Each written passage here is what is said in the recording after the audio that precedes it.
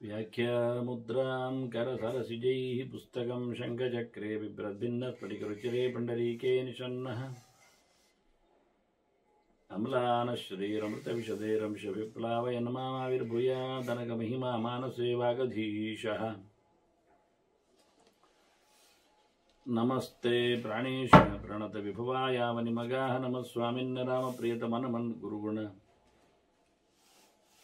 नमस्तुभ्यं भीमप्रबलतमकृष्णेष्ट भगवन् नमः श्रीमन्मध्वप्रदिश सुदर्शन्नो जय जय श्रीगुरुभ्यो नमः नारायणं सुरगुरुं जगदेकनाथं भक्तप्रियं सकललोकनमस्कृतं च त्रैगुण्यवर्जितमजं विभुमाद्यमीशं वन्दे भवग्नम् अमरासुरसिद्धवन्द्यं नारायणं नमस्कृत्य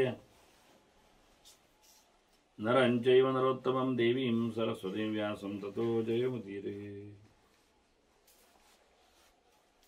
ವೇದವ್ಯಾಸರ ಮಹಾಭಾರತದ ಚಿಂತಕರಿಗೆ ವಂದನೆಗಳು. ಶಾಂತಿ ಪರ್ವದ 198ನೆಯ ಪ್ರವಚನ. ಧರ್ಮರಾಜನಿಗೆ ನೇರಗತಿಯ ಬಗ್ಗೆ ಭೀಷ್ಮರು ಬಹಳಷ್ಟು ಸಮಾಧಾನದ ಮಾತುಗಳನ್ನು ಕೊಡುತ್ತಾರೆ. ಆಪತ್ತು ಕಾಲದಲ್ಲಿ ನಡೆಸಬಹುದಾಗಿರತಕ್ಕ ಅನೇಕ ಉಪಾಯಗಳ ಬದುಕುಗಳು, ಅದು ಮಾಡಬೇಕು ಅಂತಲ್ಲ, ಪರಿಸ್ಥಿತಿ ಕೈಮೀರಿದಾಗ ಮಾಡಬಹುದು ಎನ್ನುವ ನೆಲೆಯಲ್ಲಿ ಇಂಥ ಭೀಷ್ಮರು ಸಮಜಾಯಿಷಿ ಕೊಟ್ಟು ರಾಜ ಜ್ಞಾನವಂತನಾಗಿ ಪ್ರಜ್ಞಾವಂತನಾಗಿ ಬದುಕಬೇಕು, ಒಳ್ಳೆ ಗಡುಸಾದ ಉಪಾಯವರಿತ ಬುದ್ಧಿ ಆತನಿಗೆ ಬೇಕೆನ್ನುವುದರ ಹಿನ್ನೆಲೆಯಲ್ಲಿ ಅನೇಕ ಮಾತುಗಳನ್ನು, ಹೊಸ ಹೊಸ ಮಾತುಗಳನ್ನು, ಅದರಲ್ಲಿಯೂ ಶುಕ್ರಾಚಾರ್ಯರು ಹೇಳಿದ ಕೆಲವು ಮಾತುಗಳ ಬಗ್ಗೆಯೂ ತಿಳಿಸಿಕೊಡುತ್ತಾ, ಹೇಗಿರುತ್ತದೆ ವ್ಯಕ್ತಿಗಳು, ಪ್ರಜೆಗಳು, ಲೋಕದಲ್ಲಿ ರಾಜನು, ಚಿಂತನೆ, ಟೋಟಲಿ ಜ್ಞಾನ ಸಾಮ್ರಾಜ್ಯದೆಡೆಗೆ ಕೆಲವು ಮಾತುಗಳನ್ನು, ಅದರಲ್ಲಿಯೂ ಧೀಮಂತಿಕೆ ಬಗ್ಗೆ, ಪ್ರಜ್ಞಾವಂತಿಕೆ ಬಗ್ಗೆ, ವಿಶೇಷವಾದ ರಾಜನು ಶಾಸ್ತ್ರದ ಅರಿವಿನ ಜೊತೆಯಲ್ಲಿ ತತ್ಕಾಲದಲ್ಲಿ ನಡೆಸಬಹುದಾಗಿರತಕ್ಕ ಅವನಲ್ಲಿರತಕ್ಕ ಒಂದು ರೀತಿಯ ಟ್ಯಾಲೆಂಟ್, ಬಹಳ ಗಡುಸಾದಂತಹ ಪ್ರಜ್ಞೆ, ಅದನ್ನು ಕರೆದಿದ್ದಾರೆ. ಅದರ ಬಗ್ಗೆ ಒಂದಿಷ್ಟು ಮಾತನ್ನು ಉಲ್ಲೇಖ ಮಾಡ್ತಾರೆ. ಇದು ಎಂಥದ್ದು ಕೇಳಿದ್ರೆ ಪಾರ್ಶ್ವತಃಕರಣಂ ಪ್ರಜ್ಞಾ, ಅದು ಬದಿಯ ಬುದ್ಧಿ ಅಂತ ಹೇಳ್ತಾರೆ. ಅಂತಃಕರಣ ಅಂದರೆ ಮನಸ್ಸು, ಅಂತಹ ಕರಣ ಒಳಗಿರತಕ್ಕ ಅರಿವಿನ ಇಂದ್ರಿಯ, ಜ್ಞಾನ ಎನ್ನುವ ಅರ್ಥದಲ್ಲಿ ಅಂತಃಕರಣಕ್ಕೆ ಕೊಟ್ಟರೆ, ಇದು ಪಾರ್ಶ್ವತಃಕರಣ ಅಂತ ಹೊಸ ಶಬ್ದವನ್ನು ಪ್ರಯೋಗ ಮಾಡಿ ಹೇಳ್ತಾರೆ. ಪಾರ್ಶ್ವತಃಕರಣ ಇದು ಬದಿಯಲ್ಲಿರತಕ್ಕಂತಹ ಒಂದು ಬುದ್ಧಿಯಿಂದ, ಅಂದರೆ ಸಡನ್ ಆಗಿ ಅದು ಫ್ಲೋ ಅಲ್ಲಿ ಇರುವುದಲ್ಲ, ಶಾಸ್ತ್ರಜನ್ಯವಾದ ಬುದ್ಧಿಯಲ್ಲಿ ಆಪತ್ತು ಕಾಲದಲ್ಲಿ ಅಥವಾ ಸಮಸ್ಯೆಗಳು ಬಂದಾಗ ಅದಕ್ಕೆ ಅನುಗುಣವಾಗಿ ಬಹಳ ತೀಕ್ಷ್ಣವಾಗಿ ಅದನ್ನು ಭೇದಿಸಿಕೊಂಡು ಹೋಗತಕ್ಕಂಥ ಏನೊಂದು ಎಚ್ಚರ ಇದೆ, ಬುದ್ಧಿಮಂತಿಕೆ ಅಂತ ನಾವೇನು ಹೇಳುತ್ತೇವೆ, ಅದನ್ನೇ ಪ್ರಜ್ಞಾ ಅಂತ ಇವರು ಕರೆಯುವ. ಪಾರ್ಶ್ವತಃಕರಣಂ ಇದು ಬದಿಯಲ್ಲಿ ಇರ್ತದೆ, ಅಬ್ಸರ್ವೇಟ್ ಮಾಡ್ತಾ ಇರ್ತದೆ. ಹೀಗೆ ಸುಮ್ಮನೆ ಏನಾದರೂ ಅಂತಹ ತೊಂದರೆಗಳು ಬಂದಾಗ ಅಷ್ಟು ಓದಿಕೊಂಡದ್ದರ ಮುದ್ದೆಯಲ್ಲಿನ ಒಂದು ಪರಿಣಾಮ ಅದರ ಮೇಲೆ ಕೆಲಸ ಮಾಡ್ತದೆ. ಅದ್ಭುತವಾದಂತಹ ಒಂದು ವ್ಯವಸ್ಥೆ. ಏನಿದ್ರೂ ಅದನ್ನು ನಾವು ಇಂಟ್ಯೂಷನಲ್ ಲೆವೆಲಲ್ಲಿ, ಅಂತಃಸ್ಫೂರ್ತಿಯ ಒಂದು ಹಿನ್ನೆಲೆಯಲ್ಲಿ ಅದನ್ನು ಮಾತಾಡಿಸ್ಲಿಕ್ಕೆ ಬರ್ತದೆ. ದೇವರು ಕೊಟ್ಟ ದೊಡ್ಡ ಒಂದು, ರಾಜರಿಗೆ ಕೊಡಬೇಕಾಗಿರತಕ್ಕ ದೊಡ್ಡ ಒಂದು ಗಿಫ್ಟ್ ಅಂತ ತಿಳ್ಕೊಳ್ಬೋದು. ಇದನ್ನು ಭೀಷ್ಮರು ಹೇಳುತ್ತಾರೆ. ಅದು ಹೇಗೆ ಉಂಟು ಕೇಳಿದರೆ, ಎಲ್ಲಿ ಗೊತ್ತಾಗ್ತದೆ ಹುಡುಕೊಂಡು, ವಿಶೂಚಿ ತು ಅಪಗಾಯಿವಾ. ವಿಶೂಚಿ ಅಂದರೆ ವಿಗತ ಸೂಚಿ ಅಂತ, ಹೇಳದೆ ಹರಿಯುವ ನದಿಯಂತೆ ಅಂತ. ಅಪಗ ಅಂದರೆ ನದಿ. ನದಿ ಎಲ್ಲಿ ಸೂಚನೆ ಕೊಡದೆ ಹೋಗಿಬಿಡ್ತದೆ. ಕೆಲವು ನೀರು ಬಿದ್ದಾಗ ಹಾಗೆ ನಾವು ಯೋಚನೆ ಮಾಡೋದು ತಗ್ಗಲ್ಲಿ ಉಂಟಲ್ಲಿ ಹೋಗ್ತದೆ, ಅದು ಇನ್ನೊಂದು ಕಡೆ ಹೋಗಿಬಿಡ್ತದೆ. ಹಾಗೆ ನದಿಗಳು ಕೆಲವೊಮ್ಮೆ ಎಲ್ಲಿ ಓಡ್ತವೆ ಅಂತ ಹೇಳೋದಿಲ್ಲ. ಮೇಲೆ ಬಹಳಷ್ಟು ಜೋರಾಗಿ ಮಳೆ ಬಂದು ಬಿಟ್ರೆ ತಗ್ಗುಗಳಲ್ಲಿ ನೀರು ಎಳೆದುಕೊಳ್ತದೆ, ಒಂದೇ ಸರ್ತಿ ಹೊನ್ನಲು ಓಡ್ತದೆ, ಎಲ್ಲಿಂದಿಲ್ಲ. ಕೆಲವೊಮ್ಮೆ ಉತ್ತರ ಭಾರತದಲ್ಲೆಲ್ಲ ಹುಚ್ಚು ನದಿ ಅಂತೆಲ್ಲ ಕರೆದಿದ್ದಾರೆ. ಅದು ಒಂದೊಂದು ವರ್ಷಕ್ಕೆ ಒಂದೊಂದು ಕಡೆಯಲ್ಲಿ ಹರಿದು ಹೋಗ್ತದೆ. ಹೊಂಡ ಇದ್ದಲ್ಲಿ, ಹೊಟ್ಟೆ ಇದ್ದಲ್ಲಿ, ಮಾಟೆ ಇದ್ದಲ್ಲಿ ಹೋಗುವುದೊಂದು ಕ್ರಮವೇ ಇಲ್ಲ, ಅದು ಇಷ್ಟ. ಹಾಗೆ ಕೆಲವು ನದಿಗಳನ್ನಾಗಿ ಕರೆದದ್ದುಂಟು ಅವರು. ಹಾಗೆ ಗೊತ್ತು ಗುರಿ ಇಲ್ಲದೆ ಮೊದಲೇ ದಾಖಲೆ ಕೊಡದೆ ಹೇಳಿಸಿ ನಿಲ್ಲದೆ ಓಡುವ ನದಿಯಂತೆ ಈ ಬುದ್ಧಿವಂತಿಗೆ ಓಡುತ್ತದೆ. ಎಲ್ಲಿಯೋ ಅವಿತು ಕೂತಿರ್ತದೆ, ಎಲ್ಲಿಂದ ಮೇಲೆ ಓಡುತ್ತದೆ, ಎಲ್ಲಿಂದ ಆಚೆ ಬರ್ತದೆ ಅಂತ ಅರ್ಥ ಆಗುವುದಿಲ್ಲ ಅಂತ. ಜನರಿಗೆ ರಾಜ ನಡೆಸಿಕೊಟ್ಟದ್ದು, ರಾಜ ಹೇಳಿದ್ದು ಮುಖ್ಯವಾಗಿ ಧರ್ಮ. ಜನಾಸ್ತು ಉಚ್ಚರಿತಂ ಧರ್ಮಂ ವಿಜಾನಂತಿ ಅನ್ಯಥಾನ್ಯಥ. ಅದರಲ್ಲಿ ಕೆಲವೊಮ್ಮೆ ಹೇಳಿದ್ದನ್ನು ತಪ್ಪು ಕೇಳುವವರು ಇದ್ದಾರೆ. ಎಂಥದೋ ಆಗ್ತದೆ ಕೆಲವರಿಗೆ. ರಾಜ ಹೇಳುವುದನ್ನು ಅವರು ಮಾಡೋದೊಂದು ಆಗ್ತದೆ. ರಾಜ ನಡೆಸಿಕೊಟ್ಟದ್ದನ್ನು ನೋಡಿ ಇನ್ನೇನು ಮಾಡುತ್ತಾರೆ. ಹೇಗೆ ಕೇಳಿದ್ರೆ, ಈಗ ಖಾಲಿಯಾದ ಚಂದವಾದ ಒಂದು ಗೋಡೆಗೆ ಒಂದು ಹೋಗಿ ಚೀಟಿ ಅಂಟಿಸಿದ ಹಾಗೆ. ಏನಂತ ಚೀಟಿ ಅಂಟಿಸಿದ್ದು? ಇಲ್ಲಿ ಯಾರು ಚೀಟಿ ಅಂಟಿಸಬೇಡಿ ಅಂತ. ಅದನ್ನು ಅಂಟಿಸಿಟ್ಟಿದ್ದಾನವ. ನೋಟಿಸು ವಗೈರೆ ಹಚ್ಚಬಾರದು ಅಂತ ಬರೀತಾನೆ. ಬರೆದ ಒಂದು ಚೀಟಿಯನ್ನು ನೇತ ಹಾಕ್ತಾರೆ. ಇನ್ನೊಬ್ಬೊಂದು ನಿಜವಾಗಿ ಅದರ ಪಕ್ಕದಲ್ಲಿ ಮಗದೊಂದು ಹಾಕಿಬಿಟ್ಟ, ಕಾಡಮಲ್ಲಿಗೆ ಯಕ್ಷಗಾನ ಬಯಲಾಟ ನೋಡಲು ಬನ್ನಿ ಅಂತ. ಆಗ ಅವನ್ನ ಹಿಡಿದು ಬಿಟ್ರು. ಏನಯ್ಯ ಅಂಟಿಸಿದ್ದೇನೆ? ಇಲ್ಲಿ ಅಂಟಿಸಿದ್ದು ಆಟದ್ದು ಅಂದ. ಇಲ್ಲಿ ಅಂಟಿಸಬಾರದು ಅಂತ ಬರೆದಿದೆ ಅಲ್ಲ. ಎಲ್ಲಿ ಕೇಳಿದ? ಅದರ ಅಡಿಯಲ್ಲಿ ಏನಿರಲಿಲ್ಲ. ಅದರ ಅಡಿಯಲ್ಲಿ ಅಲ್ಲಿ ಪಕ್ಕದಲ್ಲಿ ಉಂಟಲ್ಲ, ಈ ಗೋಡೆಯಲ್ಲಿ ಇಂದ ಉಂಟಲ್ಲ ಅಂತ. ಅದು ನನಗೆ ಓದ್ಲಿಕ್ಕೆ ಬರೋದಿಲ್ಲ ಅಂದ. ಅವನಿಗೆ ಓದ್ಲಿಕ್ಕೆ ಬರೋದಿಲ್ಲ. ಈ ಗೋಡೆಯಲ್ಲಿ ನೋಟಿಸ್ ವಗೇರೆ ಹಚ್ಚಬಾರದು ಎನ್ನುವುದು ಅವನಿಗೆ ಗೊತ್ತಿಲ್ಲ. ಅನ್ನು ನೋಡಿದವ ಅಲ್ಲಿ ಉಂಟಲ್ಲ ಕೇಳಿದ್ರಂತೆ. ಹೌದುಂಟು, ಅದಕ್ಕೆ ಅಂಟಿದೆ ಹೇಳಿದ್ದಂತವ. ಅದು ಹಚ್ಚಿದ್ದಾರೆ ಹೇಳಿ ಹಚ್ಚಿದ್ದು ಹೇಳಿದೆ ಇವ. ನಿಜವಾಗಿ ಅದು ಹಚ್ಚಬಾರದು ಅಂತ ಹಚ್ಚಿದ್ದಲ್ವ ಕೇಳ್ತಾನೆ. ಹೌದಾ, ನನಗೆ ಓದಿ ಬರೋದಿಲ್ಲ ಅಂತ. ಶಾಲೆ ಹೋಗ್ಲಿಲ್ಲ ನಾನು, ಅಕ್ಷರ ಬರೋದಿಲ್ಲ ನನಗೆ. ಇಂಥ ಆಟದ ಹುಚ್ಚವರು ಇದ್ದಾರೆ.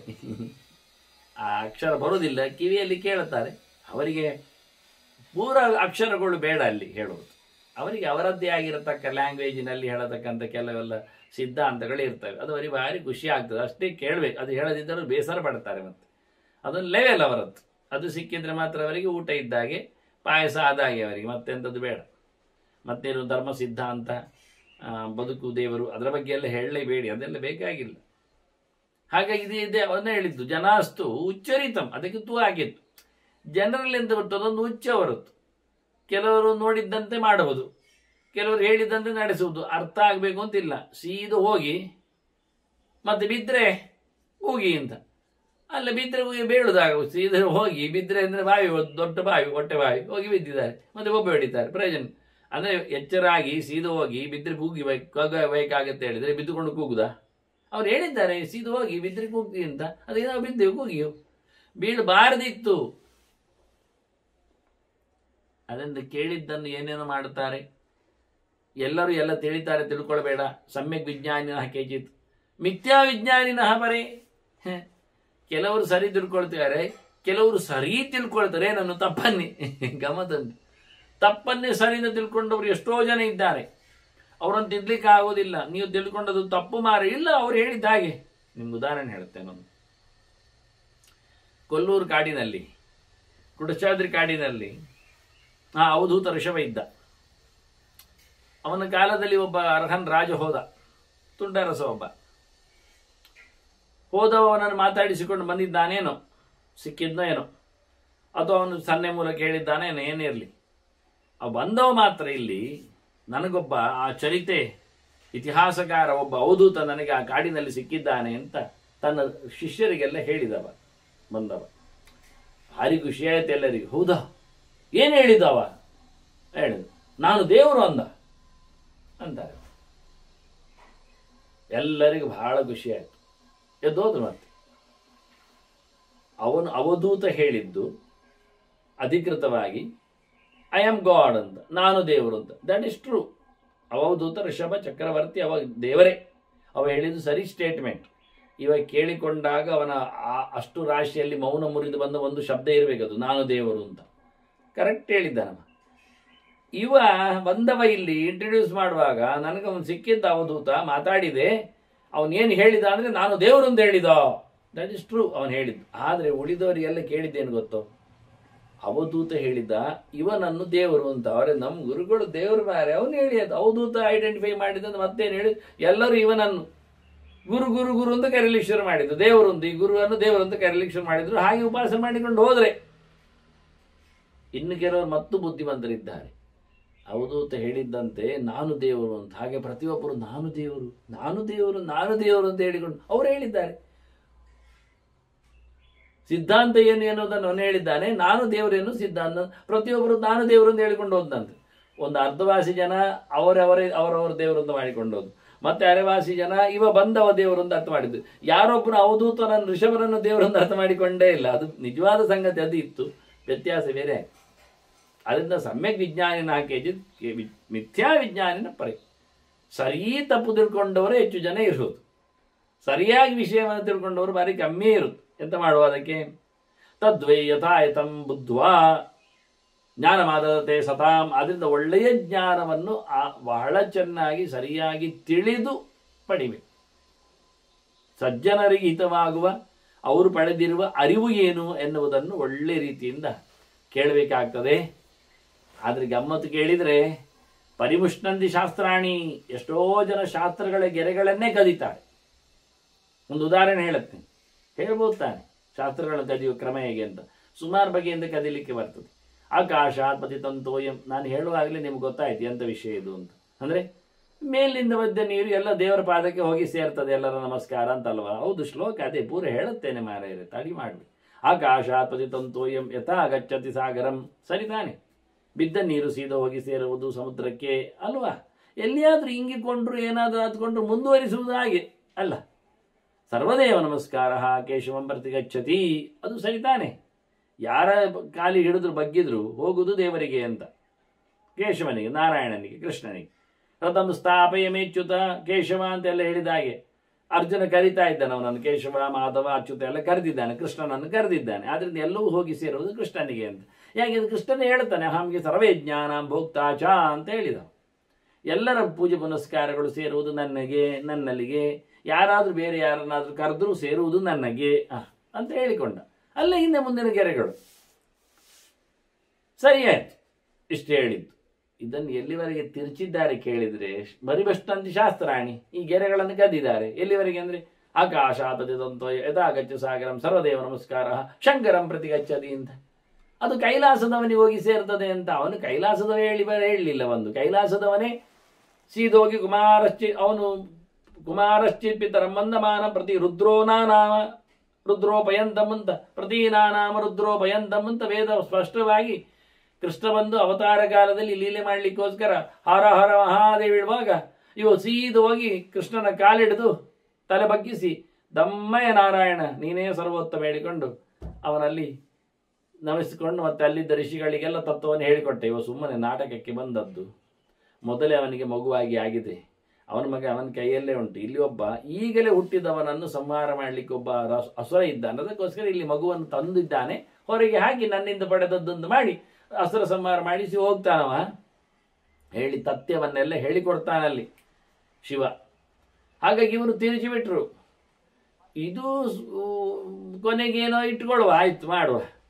ಇನ್ನು ಕದಿಯೋ ಕತೆ ನೋಡಿದರೆ ಅಲ್ಲಿ ಎಲ್ಲಿಯಾದ್ರೂ ಏನು ಆಯುರ್ವಿದ್ಯ ಯಶೋಬಲಂ ಎಲ್ಲ ಇದ್ದ ಹಾಗೆ ನನ್ನಲ್ಲಿ ಸ್ವಸ್ತಿ ಶ್ರದ್ಧಾ ಮೇಧಾಮಿಷ ಪ್ರಜ್ಞಾಮೆಲ್ಲ ಹೇಳಿಕೊಂಡು ಅದೇ ದೇಹಿಮೆ ಹವ್ಯವಾಹನ ಅಂತ ಉಂಟು. ಅಗ್ನಿಗೆ ನಮಸ್ಕಾರ ಮಾಡುವಾಗ ಇದನ್ನು ನಾನು ಕೊಡು ಅಂತ. ಇವರು ಏನು ಮಾಡಿದ್ರು ಕೇಳಿದರೆ, ಸ್ಟೇಜಿನಲ್ಲಿ ಕೂತುಕೊಂಡು ಸ್ವಸ್ತಿ ಶ್ರದ್ಧಾ ಮೇಧಾಮಿಷ ಪ್ರಜ್ಞಾ ವಿದ್ಯಾ ಬುದ್ಧಿಂ ಶ್ರೇಯಂ ಬಲಂ ಆಯುಷ್ಯಂ ತೇಜ ಆರೋಗ್ಯಂ ದೇಹಿಮೆ ಗಣನಾಯಕ ಜನನಾಯಕ. ಆಚೆ ಹೋಗುವ ಗಣನಾಯಕ ಅಂತ ಮೇಡಿ ಮಂತ್ರಾಕ್ಷದ ಹಾಕಿ ಬಂದರು ಗಣಪತಿಗೆ ಅಂತ ಹೇಳಿಕೊಂಡು. ಇಲ್ಲಿ ಬಂದಾಗ ಗಣ ಇದ್ದದ್ದನ್ನು ಜನ ಮಾಡಿಬಿಟ್ಟು ಜನನಾಯಕ ಅಂತ ಅವನಿಗೆ ಕೈ ಮುಗಿಸಿ ಮಾಡಿದ್ರು. ಈಗ ಎಂತೆಂಥದ್ದು ಆಗ್ತದೆ. ಅದನ್ನು ಪರಿಮುಷ್ಟಂದು ಶಾಸ್ತ್ರಾಣಿ ಎಲ್ಲ ಕದೀತಾರೆ ಮಾರಾಯ ಅಂತಾರೆ. ಮಾತುಗಳನ್ನು ಶಾಸ್ತ್ರಗಳನ್ನು ಎಲ್ಲ ಕದೀತಾರೆ, ತಿಂತಾರೆ. ಮುಷ್ಣಂದಿಂದ ಕದಿಯುವುದು ಮಾತ್ರ ಅಲ್ಲ, ತಿನ್ನುವುದು. ಮೂಷಕ ಮುಷಸ್ತೇಯೆ, ಕದಿಯುವುದು ಅಂತ ಧಾತ್ವರ್ಥ. ಕದಿಯುವ ಕಥೆ ಹೇಗೆ ಕೇಳಿದರೆ ಶಾಸ್ತ್ರವನ್ನು ಅಪಚಾರ ಮಾಡುವುದು, ಹೊಲಗೆಡಿಸುವುದು, ವಿಕಾರಗೊಳಿಸುವುದು, ಶಬ್ದ ಬದಲಾವಣೆ ಮಾಡುವುದು, ಅರ್ಥ ತಪ್ಪಾಗುವುದು, ನುಂಗಿ ಆಗುವುದು, ಇಲ್ಲ ಮಾಡುವುದು, ಇವೆಲ್ಲ ಅರ್ಥಗಳುಂಟು. ಹೆಗ್ಗಣದ ಕಥೆ ಏನುಂಟು ಅದೆಲ್ಲ ಇಲ್ಲಿ ಬರ್ತದೆ ಆ ಲೆಕ್ಕಾಚಾರದಲ್ಲಿ. ಪರಿಮುಷ್ಟಂದಿ ಶಾಸ್ತ್ರಾಣಿ ಧರ್ಮಸ್ಯ ಪರಿಮಂಥಿನಃ, ಅಲ್ಲಿ ಏನು ಧರ್ಮಾಚರಣೆ ಹೇಳ್ತಾರೆ ಅದನ್ನು ಹೊಡಿತಾರೆ. ಒಂದು ಸ್ವಲ್ಪ ಅಕ್ಷರ ಹೆಚ್ಚು ಕಮ್ಮಿ ಆದರೆ ಆಯ್ತು, ಗೊತ್ತಾಗುವುದಿಲ್ಲ ಯಾರಿಗೂ ಸಹ ಮಾಡಿದ್ದು. ಏಕಾದಶಿ ತಿನ್ನಬಾರದು ಅಂತ ಇದ್ದು ಬಿಟ್ರೆ ಅವರು ತಿನ್ನಬಹುದು ಅಂತ ಮಾಡಿಬಿಡ್ತಾರೆ. ಅದನ್ನು ನಕಾರವನ್ನು ಬೇರೆ ಕಡೆ ಮಾಡ್ತಾರೆ, ಅನ್ನವ ಇನ್ನೇನು ತೆಗೆದು ಹಾಕ್ತಾರೆ. ಹೀಗೆ ಎಂತೆಂಥದೋ ಶಬ್ದಗಳನ್ನೆಲ್ಲ ಬದಲಾಯಿಸಿಕೊಂಡು ಅವರಿಗೆ ಬೇಕಾದಾಗೆ ಮಾಡ್ತಾರೆ. ಧರ್ಮ ವಿರೋಧಿಗಳಿವರು, ಬೇಕೆಂದಲೇ ಮಾಡಿದ್ದು ಅಂತಾರೆ. ವೈಷಮ್ಯಮಪಿ ವಿದ್ಯಾನಾಂ ನಿರರ್ಥ ಕ್ಯಾಪೆಯಂತಿದೆ. ಅವ್ರ ವಿದ್ಯೆಗಳಿಗೆಲ್ಲ ತಪ್ಪು ಅರ್ಥ ಅಂತ ಹೇಳ್ತಾರೆ, ಅದು ಸಮ ಇಲ್ಲ ಅಂತ ಹೇಳ್ತಾರೆ, ಅದು ನಿಮ್ಮನ್ನು ಮೇಲೆ ಕೆಳಗೆ ಮಾಡಿದೆ ಅಂತ ಹೇಳ್ತಾರೆ, ಸಮಾನವಾಗಿ ನೋಡಿಕೊಳ್ಳುವುದಿಲ್ಲ, ಮೋಸ ಮಾಡುತ್ತದೆ ಅಂತಾರೆ.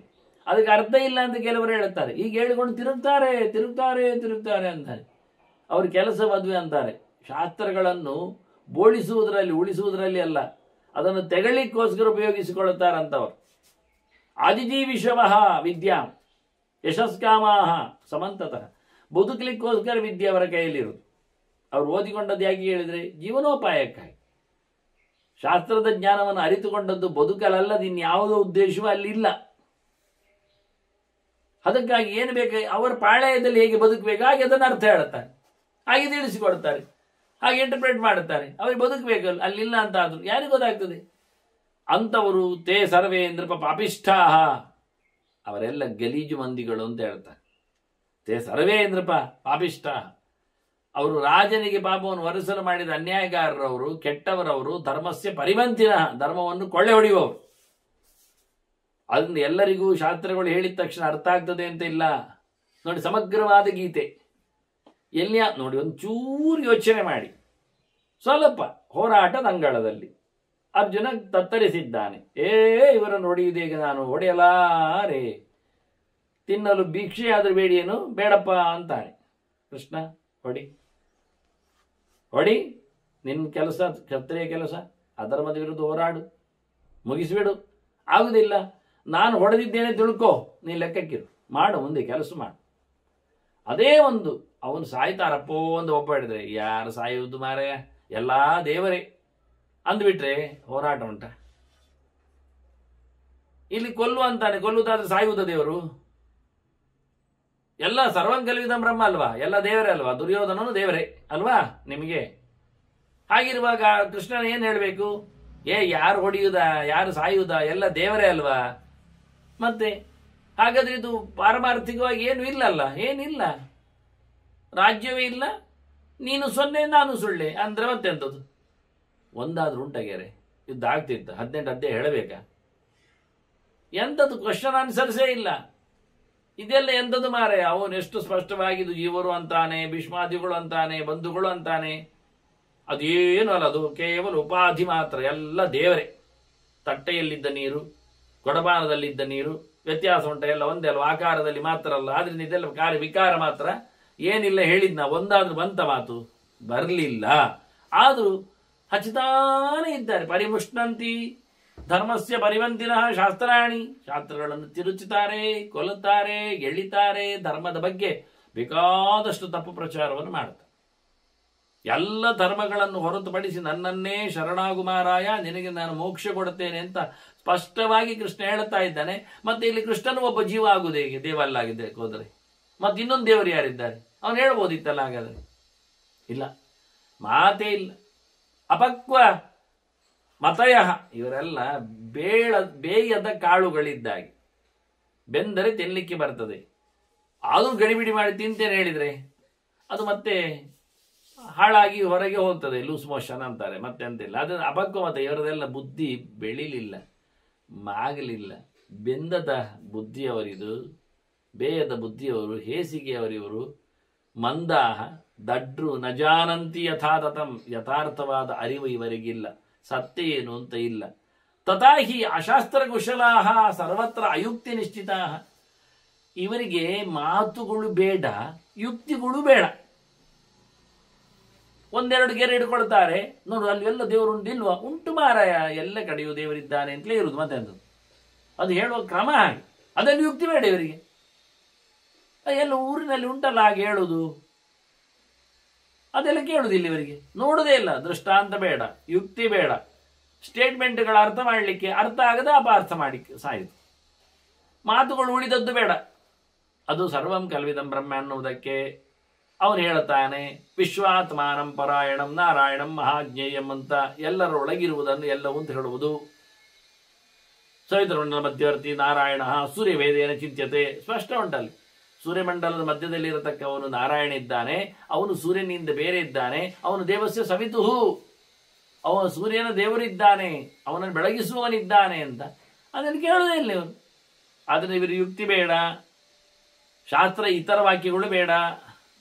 ಹೀಗಾಗಿ ಅಪಾರ್ಥ ಮಾಡ್ತಾ ತಪ್ಪು ಅರ್ಥ ತಿಳ್ಕೊಂಡು ಬೇಕಾದಷ್ಟು ಬುದ್ಧಿ ನೆಟ್ಟಗಿಲ್ಲದೆ ಕೆಟ್ಟ ಬುದ್ಧಿಯವರಾಗಿ ಬೆಳೆಯದ ಬುದ್ಧಿವಂತರಾಗಿ ಲೋಕವನ್ನು ಉಪದ್ರ ಮಾಡಲಿಕ್ಕೆ ಇಡ್ತಾರೆ. ಪರಿಮುಷ್ಟಂತಿ ಶಾಸ್ತ್ರಾಣಿ ಶಾಸ್ತ್ರ ದೋಷಾನುವರ್ತಿನ.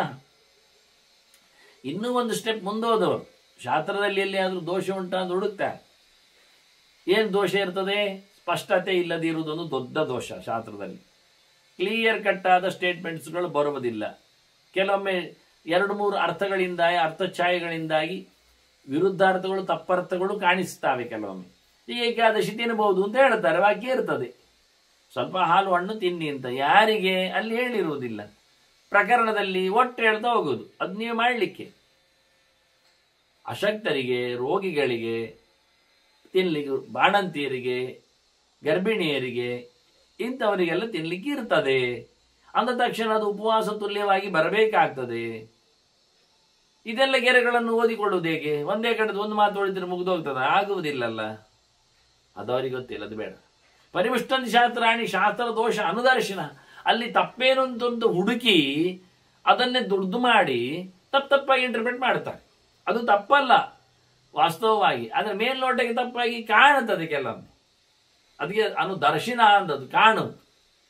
ಹಾಗೆ ಅರ್ಥ ಹೇಳಿಕೊಂಡು ಇಡೀ ಶಾಸ್ತ್ರವನ್ನೇ ಕೊಲ್ತಾರೆ. ನೋಡಿ ಅದರಲ್ಲಿ ಹೇಗೆ ಹೇಳಿದೆ, ಬೇಡ ಅದರಿಂದ ಹೇಳಿಕೊಂಡು ಅದನ್ನು ವಿರೋಧಿಸ್ತಾರೆ. ಭೀಷ್ಮ ಹೇಳುತ್ತಾನೆ, ಒಟ್ಟು ಎಲ್ಲ ವಿದ್ಯೆಗಳನ್ನು ಚೆನ್ನಾಗಿ ಅರಿತಿರುವುದೇ ಮುಖ್ಯವಾದಂತಹ ವಿಷಯ.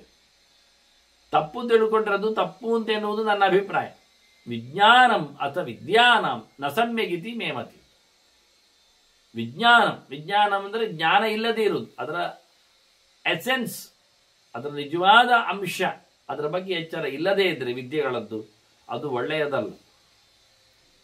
ಮನುಷ್ಯನಿಗೆ ಪ್ರತಿಯೊಂದು ಶಾಸ್ತ್ರಗಳ ಆಂತರ್ಯ ಅಭಿಪ್ರಾಯ ಮುಖ್ಯವೇ.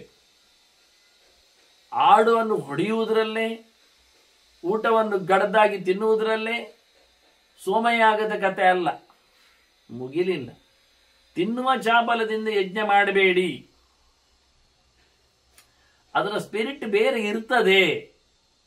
ಆದ್ದರಿಂದ ಬಹಳ ಚೆನ್ನಾಗಿ ಅರಿವನ್ನು, ಪ್ರಜ್ಞಾವಂತಿಕೆಯನ್ನು ಗಟ್ಟಿ ಮಾಡಿಕೊಳ್ಳದೆ ಶಾಸ್ತ್ರದಿಂದ ಇನ್ನೇನು ಲಾಭಕ್ಕೆ ಬರುವುದಿಲ್ಲ. ನಿಂದಯ ಪರವಿದ್ಯಾನಾಂ ಸ್ವವಿದ್ಯಾಂ ಖ್ಯಾಪಯಂತಿ ಚ. ಅವರೆಲ್ಲ ಏನ್ ಮಾಡ್ತಾರೆ ಹೇಳಿದ್ರೆ, ಒಳ್ಳೆ ಒಳ್ಳೆ ಶಾಸ್ತ್ರಗಳ ಬಗ್ಗೆ ಬೈತಾರೆ, ನಿಂದೆ ಮಾಡ್ತಾರೆ, ತಮ್ಮ ಶಾಸ್ತ್ರಗಳನ್ನು ಹೊಗಳುತ್ತಾರೆ, ಅದನ್ನಲ್ಲಿ ತೋರಿಸಿಕೊಡ್ತಾರೆ, ಅದನ್ನು ತಿಳಿಸಿಕೊಡ್ತಾರೆ. ಜನರಿಗೆ ಸುಲಭವಾದದ್ದು ಬೇಕು, ರಂಗಿಟಾಗಬೇಕು ಅಂತ ಬಗ್ಗೆ ಮಾತಾಡ್ತಾರೆ. ಇಲ್ಲೇ ಮೋಕ್ಷ ಇದ್ದಾಗೆ ಕಾಣ್ತದೆ. ಅವರು ಉರುಟಾಗಿ ಚಿತ್ರಾಗಿ ಅಲ್ಲಿ ಒಂದು ಕುಂಕುಮ ಬೊಟ್ಟಾಕುವ ಮೂಲಕ ನೋಡಿದ್ರೆ, ಓ ಇದು ಬ್ರಹ್ಮ ಕುಮಾರನೇ, ಬ್ರಹ್ಮ ಕುಮಾರಿ ಹೇಳಿಕೊಂಡು ಇಲ್ಲೇ ಉಂಟು ದೇವರು ಅಂತ ನಮಗೆ ಕಾಣ್ತದೆ. ಇಲ್ಲೇ ಸಿಕ್ಕಿ ಆಯ್ತು, ಸ್ವರ್ಗದ ಬಾಗಿಲು ಎಲ್ಲ ತೆರೆದೇ ಇಟ್ಟಿರ್ತಾರೆ ಅಂತ ಕಾಣ್ತದೆ. ಮೆಲ್ಲ ಒಂದೇ ಪ್ರಶ್ನೆ ಅವರದ್ದು ಕೇಳುದು, ನಿಮ್ಮಲ್ಲಿ ಯಾರಾದ್ರೂ ಹೋದವರಿದ್ದಾರಾ? ಅದು ಗೊತ್ತಿಲ್ಲ. ಹೋಗಿರ್ಬೇಕು, ಅದು ಎಲ್ಲಿಗೆ ಗೊತ್ತಿಲ್ಲ. ಹೋಗಿದ್ರು ಸಹ ಪ್ರಯೋಜನ ಆಗಲಿಲ್ಲ. ಹೀಗೆ ತಮ್ಮ ವಿದ್ಯೆಗಳನ್ನು ಬಹಿರಂಗಪಡಿಸ್ತಾರೆ, ಶಾಸ್ತ್ರವಿದ್ಯೆಯನ್ನೆಲ್ಲ ಮುಚ್ಚೆ ಹಾಕ್ತಾರೆ, ಅದರ ಬಗ್ಗೆ ಎಚ್ಚರವನ್ನು ಕೊಡುವುದಿಲ್ಲ. ವಾಗಾಸ್ತಿಕ್ಯಾನು ನೀತಾಶ್ಚ. ಮಾತಂತೂ ಭಾರಿ ಆಸ್ತಿಕ್ಯರನ್ನು ನಂಬಿಸುವಾಗಿರ್ತದೆ. ಉಂಟು, ಸ್ವರ್ಗ ಉಂಟು, ಸ್ವರ್ಗಗಾಮೋ ಯಜೇತ ಎಲ್ಲ ಒಪ್ತಾರವರು. ಅದರ ಆಚೆದ್ದಿಲ್ಲ ಅಷ್ಟೇ. ಇಲ್ಲಿ ಹಾಗೆ ಒಂದು ಭೋಗಭೂಮಿ, ಪುಣ್ಯ ಭೂಮಿ ಹಾಗೆ ಒಂದು ಗಮ್ಮತ್ನಲ್ಲಿ ಇರಲಿಕ್ಕೆ ಕಾರಣ ಜಾಗ ಉಂಟಪ್ಪ ಮಾಡಿ ಅಷ್ಟೇ, ಅದರ ಆಚೆಗಿಲ್ಲ. ದುಗ್ಧ ವಿದ್ಯಾಫಲ ಇವ, ತಮಗೆಲ್ಲ ವಿದ್ಯೆ ಫಲ ಬಂದಿದೆ ಅನ್ನುವಾಗೆ ಮಾತಾಡ್ತಾರೆ. ಎಲ್ಲ ಸಿಕ್ಕಿಯಾಗಿದೆ ಹೇಳಿಕೊಳ್ಳುವವರಾಗಿ ಹೇಳಿಕೊಂಡು ಬರ್ತಾರೆ. ಇನ್ನೊಂದು ವಿದ್ಯೆಯನ್ನೆಲ್ಲ ನಿಂದೆ ಮಾಡುವಲ್ಲಿ ನೋಡಿಕೊಂಡ್ರೆ ತಮ್ಮ ವಿದ್ಯೆಯಲ್ಲಿ ಅವರಿಗೆಲ್ಲ ಫಲ ಆಯಿತು, ಸಿಕ್ಕಿಯಾಯಿತು, ಸ್ವರ್ಗಕ್ಕೆ ಹೋದವರಾಗಿ ಹೇಳ್ತಾರೆ ಅವರು. ಕೊನೆಗೆ ಎಂಥದಕ್ಕೆ ಉಳಿದದ್ದಲ್ಲ ಅಂತ ಹೇಳಿಕೊಂಡು ಇಲ್ಲಿ ಗಮ್ಮತ್ತು ಮಾಡಿ ಅಲ್ಲಿ ಗಮ್ಮತ್ತು ಮಾಡಿ ಅನ್ನೋ ನೆಲೆಯಲ್ಲಿ ಹೇಳಿಕೊಡುತ್ತಾರೆ. ಅವರನ್ನು ನಾವು ಏನು ಕರಿತೇವೆ ಕೇಳಿ, ದಾನ ವಿದ್ಯಾ ವಣಿಜಃ ವಿದ್ಧಿ ರಾಕ್ಷಸ ನಿಮ ಭಾರತ. ಅವರು ವಿದ್ಯೆಯಿಂದ ವ್ಯಾಪಾರ ಮಾಡುವುದು ಅಂತ ಅರ್ಥ. ಖಾಲಿ ಅಷ್ಟಕ್ಕೋಸ್ಕರ ಇಲ್ಲಿ ಬದುಕುವುದು ಅಲ್ಲಿ ಬದುಕುವುದು, ಮತ್ತೆ ಇಲ್ಲಿ ಬರುವುದು ಅಲ್ಲಿ ಹೋಗುವುದು. ಹೀಗಾಗಿ ನೋಡಿಕೊಂಡ್ರೆ ಶಾಸ್ತ್ರವನ್ನೆಲ್ಲ ವ್ಯಾಪಾರಕ್ಕಾಗಿ ಬಳಸಿದ್ದಾರೆ ಕಾಣ್ತದೆ. ಕರ್ಮಕ್ಕೆ ಮಾಡಿದ ಫಲವನ್ನು ಆತುಕೊಂಡು ನಂಚಿಕೊಂಡು ನಂಬಿಕೊಂಡು ಮಾಡುವುದು, ಮುಗ್ದ ನಂತರ ಬರುವುದು. ಆಗಲಿಲ್ಲ ಅಂದವ. ವ್ಯಾಜೇನ ಕೃಷ್ಣ ವಿಹಿತ ಧರ್ಮ ತೇ ಪರಿಹಾಸ್ಯತೆ. ನೀವು ಕುಂಟು ನೆಮದಿಂದ ಧರ್ಮವನ್ನು ಮಾಡಿದರೆ ಆ ಇಡೀ ಧರ್ಮವು ಹಾಳಾಗ್ತದೆ, ನಿಮ್ಮನ್ನು ಕೈ ಬಿಡುತ್ತದೆ. ಧರ್ಮವು ರಕ್ಷತೆ ರಕ್ಷಿತ ಹೇಳಿದ ಅದಕ್ಕಲ್ವ. ಒಳ್ಳೆ ರೀತಿಯಿಂದ ನಾವು ನಂಬಿಕೊಂಡು ಕೆಲಸ ಮಾಡಿದರೆ ನಮ್ಮನ್ನು ಧರ್ಮ ಕಾಪಾಡುತ್ತದೆ. ಹೊರತುಪಡಿಸಿ ಶೋಕ್ಕೋಸ್ಕರ ಇನ್ಯಾವುದೋ ಕುಂಟು ನೆಮವನ್ನಿಟ್ಟುಕೊಂಡು ಪ್ರದರ್ಶನಕ್ಕಾಗಿ ಮಾಡಿದ ಧರ್ಮಗಳು ಕೆಲಸ ಮಾಡುವುದಿಲ್ಲ. ನ ಧರ್ಮ ವಚನಂ ವಾಚ ಕಿಂತು ಬುದ್ಧಿಯೇತಿ ನ ಶ್ರುತ. ಮಾತಿನಲ್ಲಿ ಮಾತುಗಳು ಉಪಯೋಗಕ್ಕೆ ಬರುವುದಿಲ್ಲ, ಅದರ ಆಂತರ್ಯವನ್ನು ಗ್ರಹಿಸದೆ ಅರ್ಥ ಆಗುವುದಿಲ್ಲ ಎನ್ನುವುದಾಗಿ ನಾವು ಓದಿಕೊಂಡಿದ್ದೇವೆ, ಕೇಳಿಕೊಂಡಿದ್ದೇವೆ ಎಂದು ಭೀಷ್ಮ ತನ್ನ ಅನುಭವದ ಬಗ್ಗೆ ಮಾತಾಡ್ತಾನೆ. ಮಾತು ಪ್ರಯೋಜನ ಇಲ್ಲ. ಪ್ರಮಾಣ ಇದೆ, ಪ್ರಮಾಣ ಇದೆ. ಇದು ಪ್ರಮಾಣದ ಅರ್ಥ ಏನಿದೆ ಹೇಳಿ. ನ ಧರ್ಮ ವಚನಂ ವಾಚ, ಮಾತಿನಲ್ಲಿ ಹೇಳಿ ಏನು ಸತ್ಯಂ ವದ ಹೇಳಿದ ನಂತರ ಸತ್ಯ ಹೇಳಿದಾಗ ಆಯ್ತದ? ಅದು ಹೇಳಿಕೊಂಡು ತಿರುಗಿದ್ರೆ ಸತ್ಯ ಹೇಳ್ತಾನ? ಸತ್ಯ ಅಂದ್ರೆ ಏನು ಅರ್ಥ ಆಗುತ್ತೆ? ಸತ್ಯ ಹೇಳುದೇನು? ಸತ್ಯ ಹೇಳುದು ಎಂತದು? ಎಸ್ ಸತಾಮಿತಮತ್ಯಮಂತಂ ಕೃಷ್ಣ ಹೇಳಲಿಲ್ವಾ? ಇದ್ದಾಗಿದ್ದದ್ದು ಇದ್ದಂತೆ ಹೇಳುವಂಥದ್ದು ಸತ್ಯ ಅಲ್ಲಪ್ಪ. ಒಳ್ಳೆಯವರಿಗೆ ಅನುಕೂಲ ಆಗುವಂತೆ ಕೆಲವೊಮ್ಮೆ ಹೇಳಬೇಕಾಗ್ತದೆ. ಆಗ ಇಲ್ಲವಾದದ್ದನ್ನು ಹೇಳಿದ್ರು ಸತ್ಯ ಅನಿಸ್ತದೆ. ಅದು ಹೇಳಲಿಕ್ಕೆ ಕಥೆ ಹೇಳಿದ್ದಾನವ. ಋಷಿಯ ತಪೋಭೂಮಿಯಲ್ಲಿ ಅವಿತುಕೊಂಡ ಸಾರ್ವಜನಿಕರನ್ನು ಕಳ್ಳರಿಗೆ ಹಿಡಿಸಿ ಆಗದವ ಸ್ವರ್ಗಕ್ಕೆ ಸೇರುವ ಅಥವಾ ಹಿಡಿಸಿ ಹಾಕುವ ಮೂಲಕ ನರಕಕ್ಕೆ ಓಡುವ ಕಥೆಯನ್ನು ಹೇಳಿದ್ದಾನೆ. ಆದ್ರಿಂದ ಸತ್ಯ ಅಂದ್ರೆ ಹೇಳತಕ್ಕದ್ದು ಅಂತ ಹೇಳಿದ ತಕ್ಷಣವೇ ಸತ್ಯ ಯಾವುದೊಂದು ಗೊತ್ತಾಗಬೇಕಾಗಿಲ್ಲ, ಗೊತ್ತಾಗುವುದು ಇಲ್ಲ. ಆದ್ರಿಂದ ನ ಧರ್ಮವಚನಂ ವಾಚ ಕಿಂತು ಬುದ್ಧಿಯೇತಿನ ಶ್ರುತಂ. ಒಳ್ಳೆ ಜ್ಞಾನದಿಂದ ಹೇಳಿದ್ರಿಂದ ಆಗುವುದಿಲ್ಲ, ಅದನ್ನು ನಡೆಸಿಕೊಟ್ಟು ಅನುಭವದಿಂದ ಅದನ್ನು ಪಡೆದಾಗ ಮಾತ್ರ ಅರ್ಥ ಆಗುವುದು ಧರ್ಮ ಅಂದ್ರೆ ಏನು ಅಂತ. ಅದನ್ನು ತಿಳ್ಕೊಳ್ಬೇಕು. ಮಾತಿದ್ರೆ ಪ್ರಯೋಜನ ಇಲ್ಲ. ಶಾಸ್ತ್ರ ಅದು ಎಂತದ್ದು? ಇತಿ ಭಾರಸ್ಪದಂ ಜ್ಞಾನಂ ಪ್ರವಾಚ ಮಘವ ಸ್ವಯಂ. ಹೀಗೆ ಜ್ಞಾನದಿಂದಲೇ ವಿಶೇಷವಾದಂತಹ ಕೆಲಸಗಳಾಗುವಂಥದ್ದು, ವಿಮರ್ಶೆಯಿಂದಲೇ ಜ್ಞಾನಗಳು ಬರುವಂಥದ್ದು, ಕೇವಲ ಮಾತಿನಿಂದ ಆಗುವುದಿಲ್ಲ ಪ್ರಮಾಣದಿಂದ ಅಂತ ಹೇಳಿಕೊಂಡದ್ದು ಯಾರು? ಇಂದ್ರನೇ ಸ್ವಯಂ ಹೇಳಿದ್ದಾನೆ. ಗುರುಗಳು ಹೇಳಿದ್ದು ಅಂತ ಹೇಳಿದ್ದಾನೆ. ಗುರುಗಳು ಅಂದ್ರೆ ಬೃಹಸ್ಪತಿ ಆಚಾರ್ಯ. ಆದ್ರಿಂದ ಇದು ಶುಕ್ರನ ಅನುಸಂಧಾನ ಹೌದು, ಬೃಹಸ್ಪತ್ಯಾಚಾರ್ಯಗೂ ಸಂಬಂಧಿಸಿದೆ ಅಂತಾನೆ. ನತ್ವೇವ ವಚನಂ ಕಿಂಚಿತ್ ಅನಿಮಿತ್ತಾದಿ ಹೊಚ್ಯತೆ. ಯಾವುದೇ ಮಾತುಗಳು ಕಾರಣ ಇಲ್ಲದೆ ಹೇತುಗರ್ಭವಾಗದೆ ಬರುವುದಿಲ್ಲ. ಯಾವುದೇ ಸ್ಟೇಟ್ಮೆಂಟ್ಗಳಿಗೂ ಧರ್ಮಾಚರಣೆಯ ಸೊಲ್ಲುಗಳಿಗೂ ಅದರ ಬೆನ್ನ ಹಿಂದೆ ವ್ಯವಸ್ಥಿತವಾದಂತಹ ಕಾರಣಗಳು ಇರ್ತವೆ. ನಮಗದು ಗೊತ್ತಾಗದೇ ಇರಬಹುದು, ಹೇಳದೇ ಇರಬಹುದು, ಆದರೆ ಉಂಟಲ್ಲಿ ಬೇಕು. ಅದನ್ನು ಮಾಡಲೇಬೇಕು. ಅದನ್ನು ಪಡೆಯುವುದು ಹೇಗೆಂದ್ರೆ ಅವಿನೀತೇನ ಶಾಸ್ತ್ರೇಣ ಕೆವಿದ್ಯ ಸ್ಯಾತ್ ಯಥಾಪರ. ಸರಿಯಾಗಿ ಗುರುಗಳ ಹತ್ತಿರ ಹೋಗಿ ಕೇಳಿಕೊಂಡ್ರೆ ಲಾಭ. ಅಲ್ಲಿ ಹೋಗಿ ತಗ್ಗಿ ಬಗ್ಗಿ ಇದ್ದುಕೊಂಡು ಕಲಿತು ಬಂದ್ರೆ ಅವನು ಚೆನ್ನಾಗಿ ಅಲ್ಲಿಂದ ಪಾರಾಗ್ತಾನೆ.